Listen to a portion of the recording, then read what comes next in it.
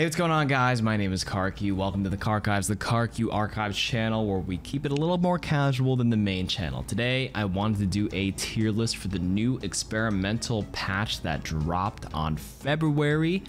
This one was made by creators. Tanks were done by Lemon Kiwi, DPSs were done by Jake and Wanted, and the supports were done by ML7. Now, a new hotfix patch came out today where they reverted some of Lemon Kiwi's changes in terms of tank damage. It used to be 50% damage reduction. Now it's back up to 75% with increased ultimate gain to kind of make up for it, and tanks feel great again. And this tier list is going to accommodate that. Now, this is a list for what I believe to be competitive picks for the upcoming tournament that's coming up on February 18, 19, and 20. This is not necessarily like the most fun hero to play. This is what I think is going to be played in the tournament in terms of what's really strong, what's good, what's, you know, good, but kind of comp dependent, which I spelled incorrectly, and ones that you should just not touch within a 6-foot pole, or as I like to call it, social distance from these heroes. Okay? Don't touch them because they're not very good in a competitive setting. But I'm not going to say, I mean, they could be fun as hell, but yeah. This is what the list metric is going to begin with. I ordered these from tanks, DPS to support, and we will begin with Diva. Now, Diva just got a recent change as of today where they lowered the micro missile cooldown from 8 to 6. And obviously the overall tank damage is back up again, and she can fly infinitely. And honestly, I think she's pretty good now, right? The damage isn't so bad. She builds bomb decently now. I'd say she's solid because of that utility of the Matrix. She can be played in most comps. Orisa also got changed as well today. She is pretty much unkillable, but it sometimes feels like the halt, the little chain leash thing, is a bit gimmicky. Like, it's cool by design having a leash, but despite it lasting 2.5 seconds, you have to get up close to use this leash versus using the halt. I think the halt was actually a bit more powerful of an ability before that. The supercharger is also no longer damage boost. It's a giant slow that is like, it has 400 HP now apparently according to this new patch, which cool utility, but I think the old Orisa with the supercharger damage, that actually has more implications to kill stuff. So I mean, she can still be played, like she's good, but I don't know. I don't think she's as good as she could be for this reason. Reinhardt's back up right now. Now that, you know, he doesn't feel like he's slapping people with a wet noodle, as Flats would call it. The pin with 75 damage, or sorry, where tanks only do 75% of their normal damage, so a 25 damage reduction instead of 50 allows the pin to still one-shot 200 HP targets now, which makes him solid. The Fire Strike does that burn effect where they can't heal as much, and the pin is multi-pin, and you can stop the pin. Like, I think he's good, but he's gonna depend on the right comp, to be honest with you. Diva fits in more compositions, which is why I rated her a little bit higher. Roadhog was like literally social distance from him previously, but he got the change today with all the tanks. Like I said, the damage buff is nice, and after you hook someone, the target is actually slowed for a few seconds, so you can land that follow-up shot. Because Roadhog is a one-shot character by nature, the tank damage nerf kind of prevented him from doing his job, which is why he was social distance last patch. But with this hotfix, because they're slowed, I think he's playable. I saw the damage in the training range just before I did this. It's serviceable now, so I'll leave him there. Sigma, I actually think Sigma is pretty good. You know, it's a bit, he actually had to get a nerf in this hotfix where he can no longer grant crowd control immunity, and he gets that overall buff again with that tank damage. Honestly, the instant shield with the one orb makes him really fun, which isn't a factor here, but he's actually really disruptive and really annoying because that constant spam of that one orb actually has a little bit of a knockback, which can be really annoying and disruptive. It's got a really long range too, 20 meters. You non-stop flash your shield, you can block a lot of stuff with utility, and the kinetic grasp, although you're not immune to crowd control, I mean, he's super tanky. That instant shield, disruptive, he's annoying. I actually think he's pretty good.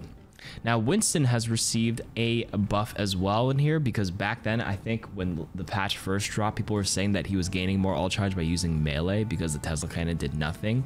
They increased the ammo of Tesla cannon, and obviously the damage is up another 25%. He's serviceable, but the jump pack damage is up to 75 right now, which does get toned down after the overall nerf, but makes his primal pretty good. But like, I think he's pretty serviceable. You get to build it pretty quickly now.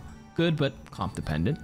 Ball, I would say Ball is actually on the good borderline, pretty strong, because he's very, very versatile.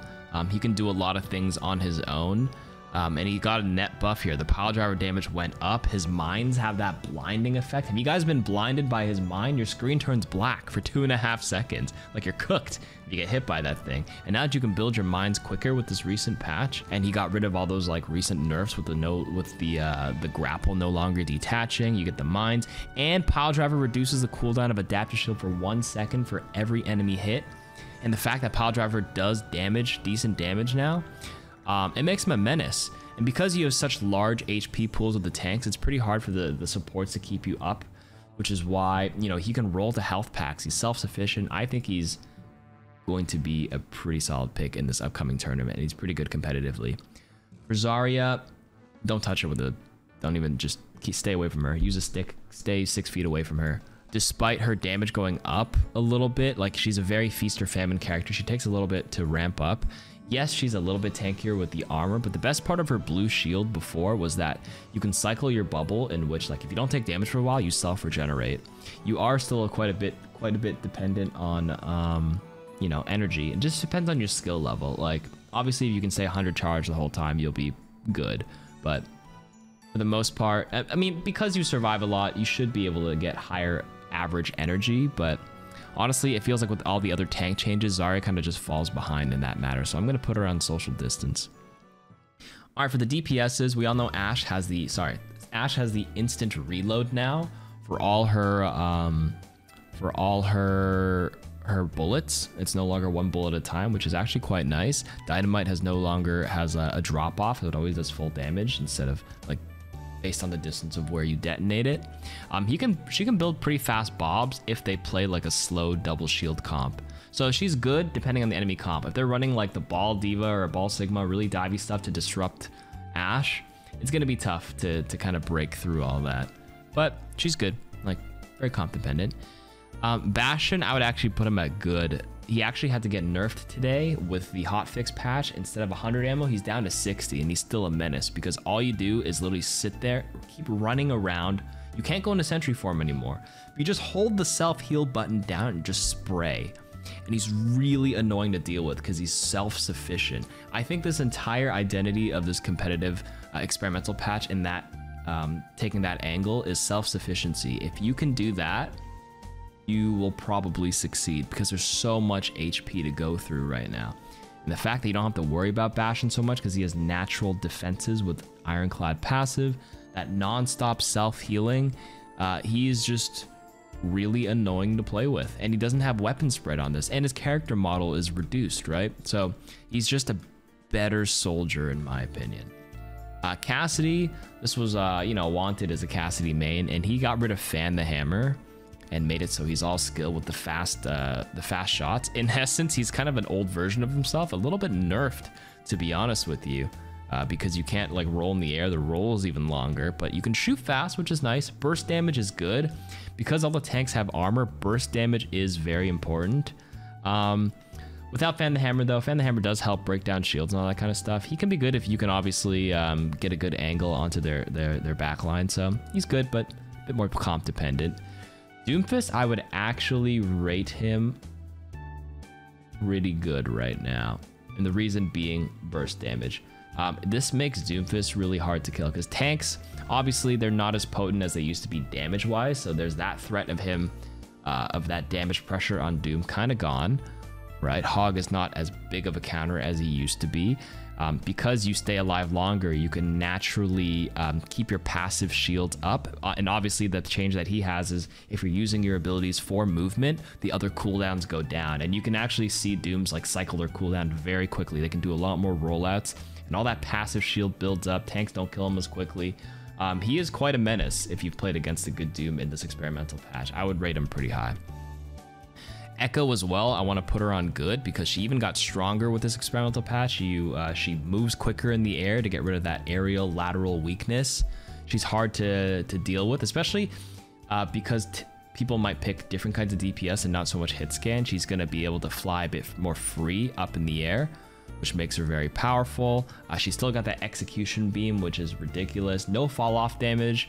on her primary and sticky, she's going to build duplicates super fast with all this extra HP to go through. I would put her on good.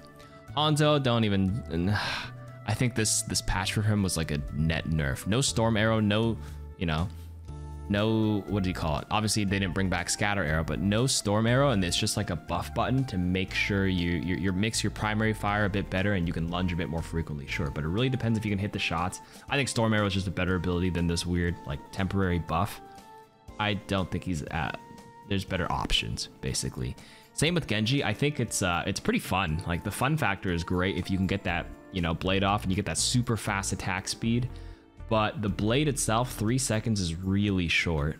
And obviously he's got 2 dashes, which allows him to dive in and out. The potency is a little low, but remember, all tanks have like ridiculous amounts of armor and HP now. That's 2 less people that you're gonna get resets on. Obviously you don't need as many resets with 2 dashes, but you know, the shurikens are kind of pitiful against tanks. Obviously you're supposed to focus on the enemy DPSs, but they can play around you a lot. Like, they can just pick something that just can deal with Genji, and then Genji will just feel super useless. I don't know. I just think there's better options. Social distance from Genji. Junkrat, he's okay. He's comp dependent. He can still do his burst. Nothing really changed from him except his Riptire just bounces off walls, I believe. But Junkrat's burst damage. Burst damage is inherently good in this patch because of all that extra HP to go with. And because ball, I think, is pretty strong, that Junkrat trap could be a nice counter to kind of slow down that ball quite a bit. So he's good. Comp dependent, but good. Mei, same idea. She is very comp dependent. If played in the right comps and as a right counter matchup, she can be a menace to all the stationary tanks. Just be super annoying to play against. And honestly, that ice wall to fling them up can be a nice, fun combo. And could have some actual utility on them if you, because you can place the wall pretty far down. If you can just lift up a vulnerable target in the back and have your team focus them down, like if you have the right team that's like ready for that kind of play, it'd be pretty good. Pharah, I'm actually gonna put Pharah on good as well. Borderline, like, really strong right now. Obviously she has her weaknesses by getting, you know, focused down by hit scans, which is probably why I'm not putting her on strong. Because she has distinct weaknesses, but she had another buff today, a hot fix where her concussive blast is no longer immune to the second concussive blast, because now you can double concussive, and obviously in the first initial experimental change she has 2 concussive blasts, so you can use one for, like, you know, movement and use the other one offensively, or you can stack them, double stack them. The previous patch didn't let you do it, but now that you can, remember, each of her rockets right now applies a slow, and she's very disruptive and very annoying. If she's getting a good pocket, she'll be very annoying with the knockback as well. So I think the flying heroes are going to be pretty good. Reaper, I felt like Reaper got net nerfs in this patch, to be honest with you. I know his Shadow Step cooldown is decreased to teleport, but it didn't feel like he needed to use it. Once he got into position, he didn't have to use it again. So that Shadow Step cooldown didn't really do much. The utility of that is, yes, you can Wraith and use it to escape, I suppose, get in and out. The cooldown of Wraith is reduced, but the no movement speed buff, like, if you guys try it, he just feels so sluggish. And it doesn't reload your weapon, so you can't use it strategically for that offensive usage either. Your playstyle completely changes in this patch, where you're kind of just, you know, going in, and if you can't get your job done, you have to exit, right? And obviously you have the option to exit immediately, but previously, like, although the cooldowns in the real Reaper patch, like in live game, are longer, like, if you can get in and you kill someone, you don't need to exit right away because you killed that immediate threat if you did that playstyle. It just doesn't feel like he's as good right now. And yes, I know tanks have a lot of HP and he's a tank buster in that essence, but remember, it's all armor. And armor's inherently nerfed the pellet shotgun a bit. You can still do a lot if you can get the headshots, but now he has to be, like, really up close. And if they play the right tanks to kind of avoid you, I don't know, he just kind of falls behind in my opinion. Same with Soldier. All his bullets are gonna get nerfed inherently from all armor, because Hog doesn't even have armor, right? Sorry, Hog doesn't even have, is a hero that also gained armor. Everybody has so much armor everywhere. It just makes Soldier hard to do his job, because it's pretty hard for him to flank. I mean, I guess you can if you use the legs correctly, but you're gonna be playing, you know, spaced out. You are going to be off angling. You can pressure their back line, so maybe you could argue that he could be up here, but the time I played him in the experimental, it just felt like I could do nothing. I think I played against double shield, In the experimental, I couldn't break the shields fast enough. I couldn't get a good angle because the tanks would never die. If they wanted to go after me because they were so tanky, they could annoy me enough that I had to reposition and leave, and I could no longer hold that advantageous position. I don't know, I feel like there's better options. I'd put Soldier down here. Sombra, I would actually put her on pretty good. Now, you may read the patch notes at first and be like, well, what are you talking about, KarQ? You can't even stay stealth forever. Well, your role now isn't to stay stealth forever and hack somebody because the hack is also nerfed. You're actually an assassin now. You use that short stealth to get into a position, just one clip a squishy in the back. Obviously, tanks are beefy, but there's gonna be like 4 squishier targets you can focus fire. The reduction in spread, the attack speed, what else did she get? The spread reduction is a big one, which allows her to unstealth. You don't have to unstealth as close because the spread is tighter, which allows your bullets to stay consistent. Your shots per second also went up by 20, how much percent? 4? It went up by 20%. So her weapon spread was reduced by 20%, and the shots per second was increased by 20%.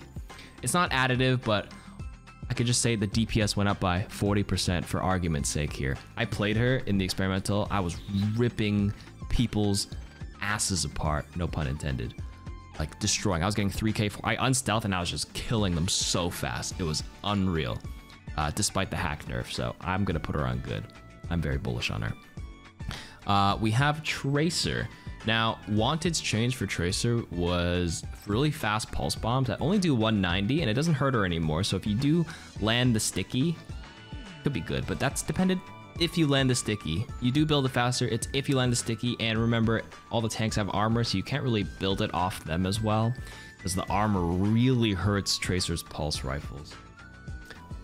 I might even argue social distance because you could play better options, but with the way the things are kind of turning out, there is a specific comp that's kind of like catching my eye right now, right? You can kind of play the Ball, Diva, Sombra, Divey style, which I guess you could play Tracer with it, comp dependent.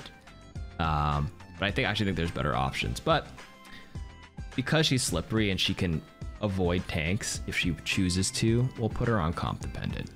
Torb as well, comp dependent. The buff was, I think every additional shot with primary fire adds the stacking buff. It's a little underwhelming. It's actually not as much.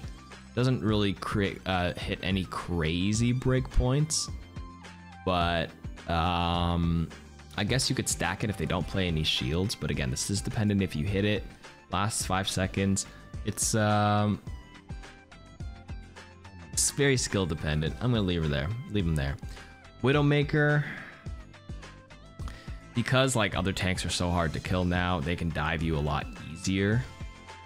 Widow's dependent if you land that shot on a squishy super far away. There could be shields in the way too. There's just better options. The Venom Mine got changed today too, where like it's no longer like a sentry detection. It used to be 3 of those Venom Mines to kind of like detect flankers, but I think they got rid of it today. Yeah, 1 active mine now. The cooldown's back up, but now the charge shots are shorter. The ammo is reduced. But did they even change how much it costs to shoot? Infrasight reduction, the time is reduced too. I don't know. It just feels like Widow's just social distance. Wear a mask, stay away from her. Cap. Okay, Ana, ML7. This was a passion project from ML7. We know he's an Ana main. She just got like 6 buffs in this thing. The fast reload speed is ridiculous. Your healing uptime is gonna be really high. The sleep target, quality of life change. Please put that in the game, Blizzard, because you can see it through the wall and everything. You have better counterplay to stop the Diva self-destruct because you can stop that from flying. Nano Boost is like a mini bio-nade because it gets amped healing on that target. The cast time is fast now, so it doesn't get canceled. And final blows from a good nano target reduce all cooldowns by a second. I don't know. I think she's just solid all the way through and through.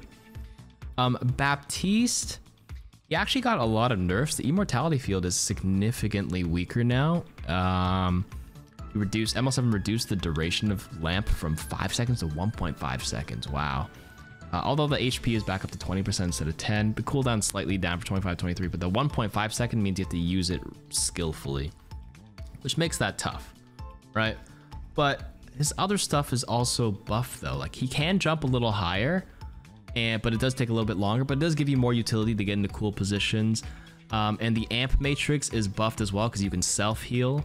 Although it doesn't last as long, it gives you more options to play with that to keep yourself alive. And I'm just gonna say, just because obviously the tanks have so much extra HP, the value of group burst healing naturally goes up, which makes him versatile. And he still does all his crazy DPS as well. He can pressure enemy shields. I'm gonna put him on good. I think he's still solid. Brig got a nerf where if she dies, the inspired disappears, but that's if she dies. She's pretty hard to kill no matter what. The shield bash is buffed a little bit. Rally has a new cool utility where if you whip shot, it's functionally changed as a clear. I wish you had an option to use that, because sometimes it might be better to actually whip shot, but now you kind of have no choice. You're stuck with like this weird new ability without whip shot when you rally. And it, like, the cooldown is pretty long. I know it's based on the remaining duration of rally. I don't actually like that ability that much now that I've played it, but I still think she's good, but a bit comp dependent now, if it's needed.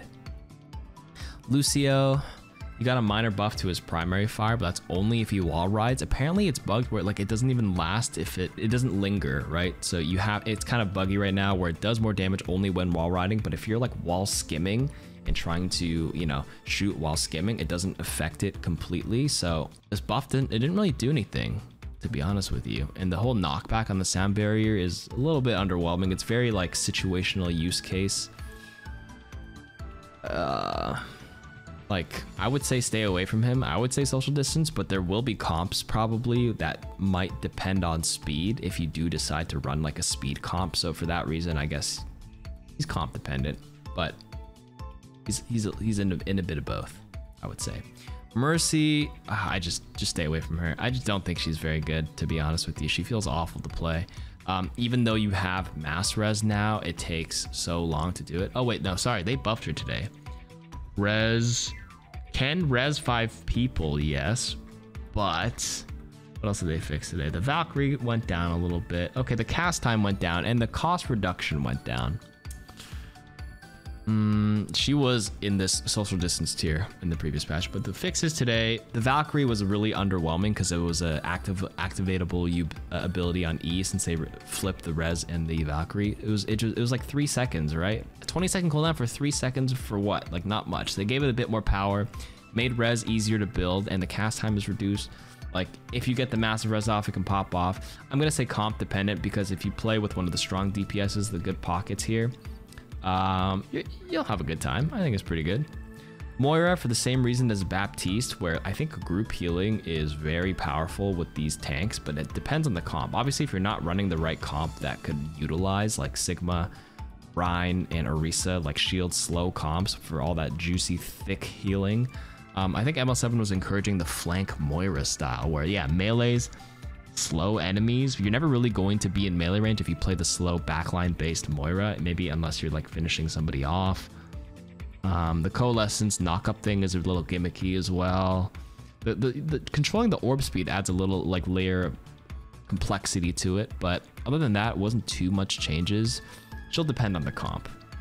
Not unplayable, but depends on the comp. Symmetra now is also a healer, as you guys have read, but she had a lot of problems where it wasn't prioritizing the right person. And I think for this strictly for competitive usage, like obviously her damage is a bit underwhelming.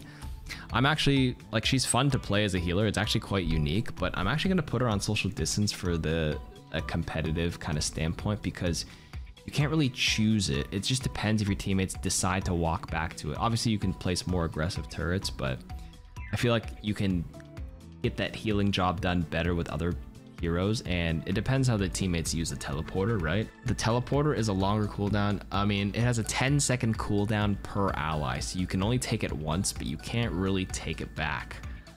So it's too dependent on that. The healing is unreliable in my opinion. Damage is a bit underwhelming. I just think there's better options right now. And finally, we're on Zen. I'm gonna put him on strong. I actually think he is very good in this patch. Number one, Discord Orb did get nerfed from 25 to 20%, but remember 20% Discord, where, you know, assassins like Sombra are like DPS went up like tenfold. All the tanks have so much HP now with all this armor. The 20% Discord debuff makes him almost a must pick for that reason. Because it's role locked and you know they're gonna always have 2 tanks, I think he's a must pick. He's very common in high elo right now, paired with Brig, because Brig will play the protector for him while he sits there and discords enemies, and there's good focus fire. But because they actually remove some of the weakness from Zenyatta, in which he can jump higher with elevation now, which can help him reposition. So that eliminates decent factor. Like you can get away from a lot more stuff, and if you get knocked down from high ground, you can quickly get back up. That's good. Doesn't have to reload as often. And the Orb of Harmony to pocket an assassin now, right? Damage heroes get faster movement speed. If you give it to tanks, if it's sitting on them, they get more damage reduction if the orb has been on them for a while, and the other support gets a bit more healing. I think he's going to be very strong and a must pick. Now, this tournament again begins February 18th, 1920. I have a strong feeling most compositions are going to revolve around strong and good. I'll be very surprised if any teams pick any social distance teams that I rated here. I think for this weekend, I hope I'm correct in my guesses on what would be the competitive picks. I think Ball and Zen will be in most comps. Obviously, it's going to be comp dependent. If teams don't want to run the Ball dive, then obviously Ball won't be here. I just think he's strong, but I think the most common comp will be something along the lines of Ball, Diva, Zen, and then everything else will be a flex pick, in which it's probably going to be Echo Mercy or Pharah Mercy or some sort of mixture of Ana. I think Sombra is going to be played quite a bit. Could be Sombra, Echo, Zen, Mercy, Ball, Diva as an example. I'm actually curious if teams decide to run the Ana Zen. That would be quite interesting. If they run Baptiste, you're not going to see any of these tanks. You might see like Sigma and one of the more stationary tanks. But yeah, I think dive might be the play there. In any case, I hope I'm correct or I'm incorrect. I don't think we're going to see any of the social distance heroes. I think these can probably, I don't think we're going to see any of these played by any of the top teams, of course. Some of the other teams that play that didn't really theory craft it might pull them out because it's just fun. But I think once we're in the top 8 of this tournament, these 2 will be the most common, with the occasional one from this category. Hope I'm right, but if I'm wrong, let me know in the comments. And if you guys agree or disagree, let me know in the comments as well. All right, this has been my tier list for the competitive experimental creators patch. Catch you guys next time.